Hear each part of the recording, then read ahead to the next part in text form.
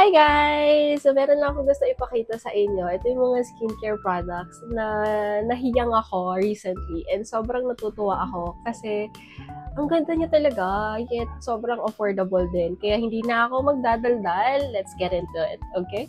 So, of course, start tayo sa facial cleanser. And ito lang naman yun, guys. Ito yung kanilang low pH Cicamide facial cleanser. I got this for very affordable price. Parang below 200 lang to. And ang dami na niya, you guys.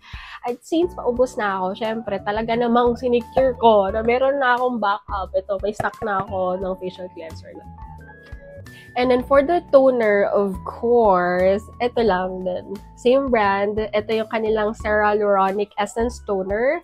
Ayan. And it's a gel type, you guys. Kaya kahit hindi na kayo gumamit ng toner or ng cotton balls or toning pad, ilagay nyo lang sa kamay, direct nyo lang apply sa face nyo, and okay na siya, you guys. And tagalan nito sa akin, like, siguro 2 months na or magti 3 months na, and ngayon lang ako nakapag-repurchase. Nandun na siya sa lagayan ko ng mga stocks, tinatamad na akong tumayo. But yeah, meron ako nito. Then next, of course, aking mga moisturizers. Para moisturizer, ito yung ginagamit ko every morning, and as you can tell, ayan o, paubos na naman siya.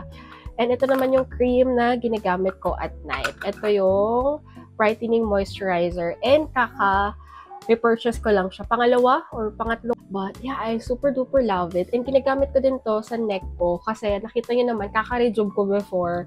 Nauna na yung face ko. Diba? Huli-huli na yung leeg. Kaya naman ngayon, tinatry kong ihabol yung sa neck ko gamit tong moisturizer na to. And for my dark spots, syempre, hindi ko to makakalimutan. Ito yung dark spot serum from The Originote. And ito ata parang 200 plus siya.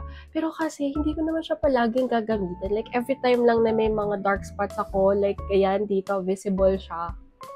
Ito lang din ginagamit ko, guys. And ang ganda niya, promise.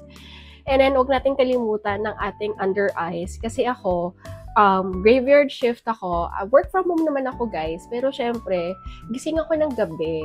And hindi natin maiiwasan na magkaroon tayo ng eye bags. Kaya ito naman ang ginagamit ko for that. Ito yung eye serum ng Originote. Wala pa ako masyadong visible effects na nakikita. Siguro pag naging consistent ako, doon natin makikita yung effect. Di pa ako nakapag-repurchase nito. Like, ang dami nito, and a little goes a long way lang. Kasi parang ganito lang, kaya na niya makover yung buong under eyes mo. So, perfect na perfect to. At para hindi siya masayang, sige, apply na natin siya dito. And, ayan. And then next, kapag lumalabas ako, minimake sure ko din na gumagamit na ako ng sunscreen. Hindi na tayo bata pa. Kaya we have to take care of our skin. And then let's start by using sunscreen. Kahit too late na. Ayan.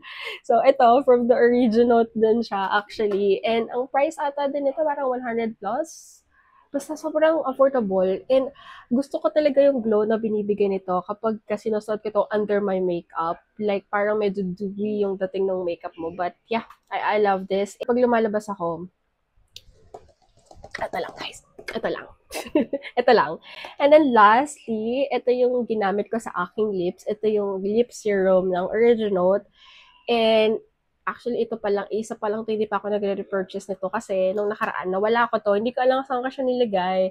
But since nahanap ko siya, ayan, sige, wala, si auntie, lagi na lang nag-lip serum. Every now and then, naka-lip serum si auntie, di ba? Parang team. That's all for now. Pag may mga video requests kayo or suggestions, let me know in the comment section. And please be kind. Ako po si Andeng at magkita-kita tayo sa susunod kong video. Paalam!